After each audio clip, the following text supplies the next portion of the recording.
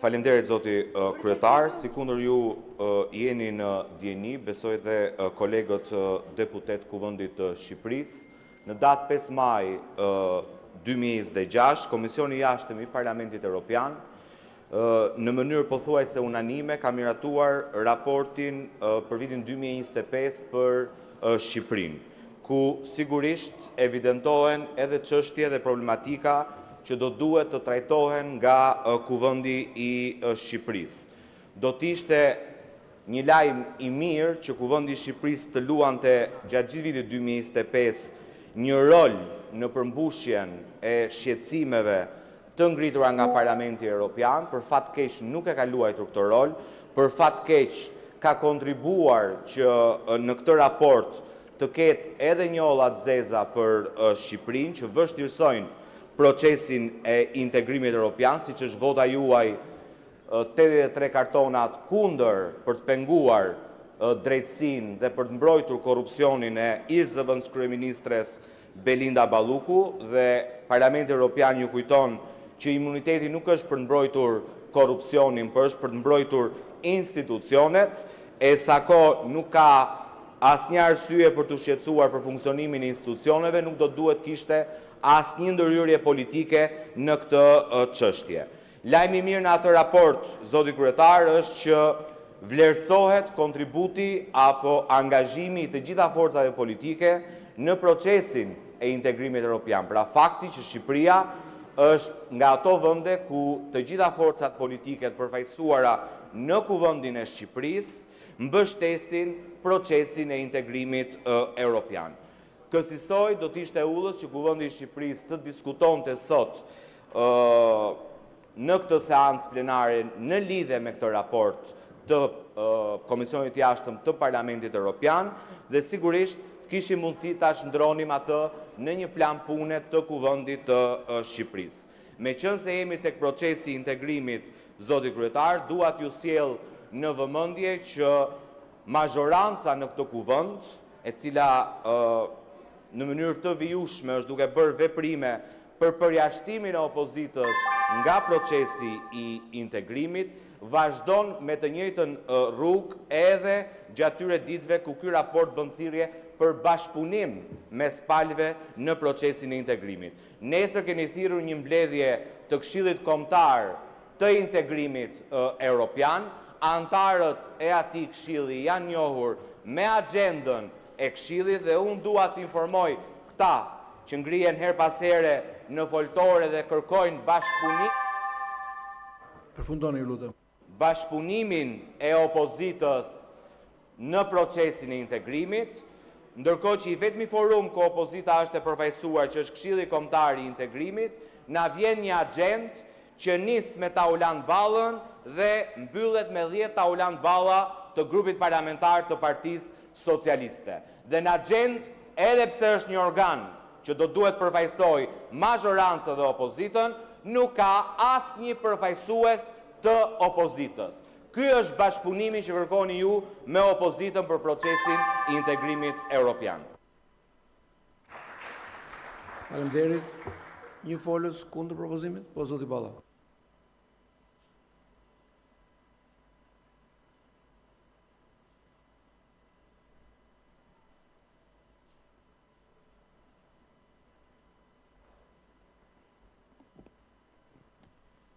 Shumë faleminderit dhe mirënjohje të 55 eurodeputetëve antarë të Komisionit Politikës Jashtme në Parlamentin Evropian për këtë projekt rezolut, e cila reflekton qartazi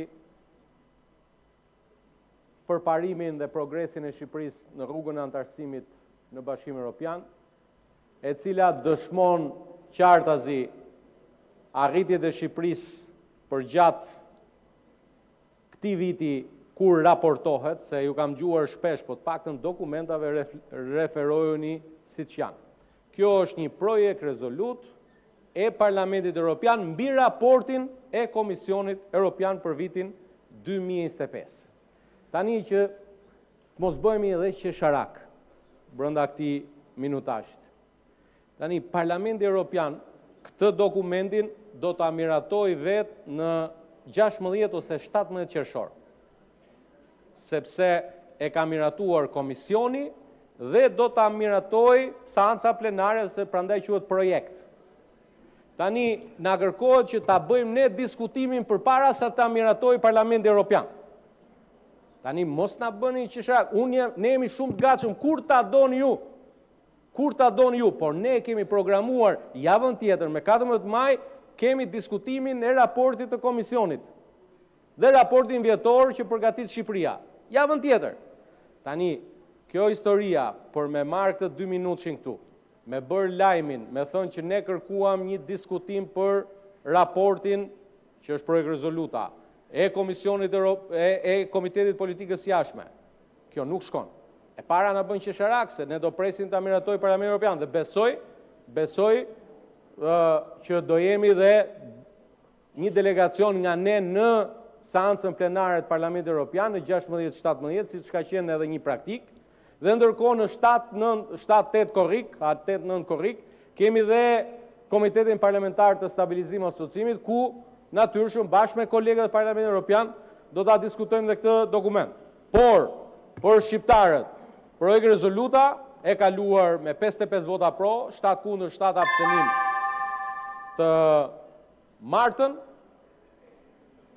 Po, kur t'i shohësh, rëndësi ka që të ruajmë edhe seriozitetin institucional. Dhe serioziteti institucional është e mirëpresim diskutimin sa po ky dokument të miratohet, sepse e kërkon edhe një lloj praktike institucionale mes institucioneve. Kështu që kryetar, javën tjetër e kemi debatin për Të përfundoj, lutem. Faleminderit.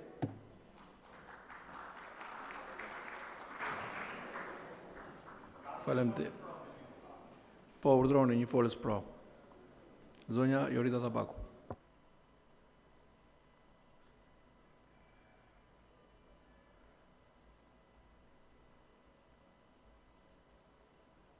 Së pari më lejoni të falenderoj reporterin, socialistin Andreas Schieder, reporterin e EPP-s, kolegun Andrej Kovačev dhe kryetarin e Komisionit Jashtëm, David McAllister, për një raport plot për Shqipërinë, që është diskutuar po e vërtet në Komisionin e Politikës Jashtme, dhe që unë dyshoj që kolegët socialistë në këtë parlament e kanë lexuar në fakt, se po ta lexonin, sigurisht që do kuptonin që gjitha shqetësimet që janë ngritur në këtë projekt rezolut janë shqetësime që përmbi një vit me radhë opozita i ka shprehur.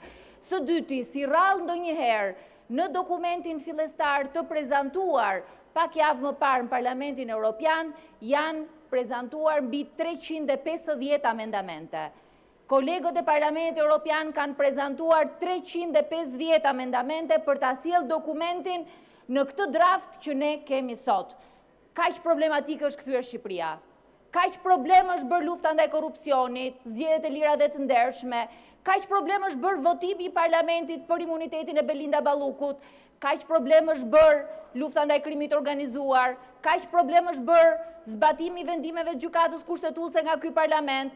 Kaq problem janë sot për Parlamentin Evropian, për Komisionin e Jashtëm të Parlamentit Evropian, fakti që opozita nuk ka hapësirë, që ligjet diskutohen pa konsultim, që nuk ka një proces transparent të integrimit. Çfarë keq ka të diskutohet për integrimin nga mëngjesi në darkë? Integrimi nuk janë ato prezantimet që bëni ju me nxënësit e shkollave. Integrimi zhvillohet këtu, debati bëhet këtu.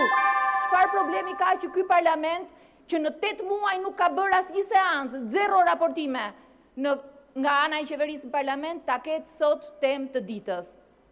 Për këtë arsye unë shpresoj që qeveria ta përdorë ato edhe për të reflektuar kush ka qenë pengesa, ta përdorë edhe për të parë se çfarë mund të bëjnë më mirë. Unë e di që më mirë se kaq nuk bëjnë dot.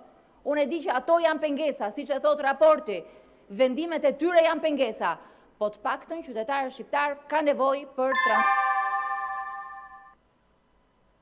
Përfundoni, lutem.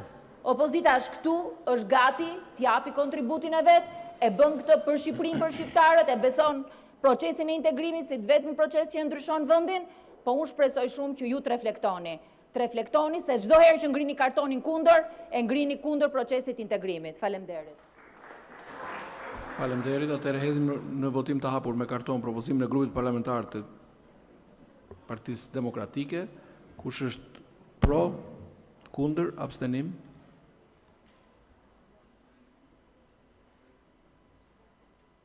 Shtatë 2 kundër, 21 pro, abstenim nuk ka, kërkesa nuk miratohet.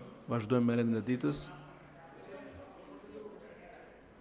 Ndërkohë, një njoftim nga grupi parlamentar i Partisë Socialiste është paraqitur kërkesa për ndryshimin e rendit ditës së seancës plenare të sotme datë 7/5/2026, ku kërkohet të hiqet nga rendi i ditës projekt ligji për disa ndryshime dhe shtesa në ligjin numër 8378, datë 22/7/1988, Kodi rrugor i Republikës së Shqipërisë ndryshuar, në bazë të nenit 49.3 rregullore.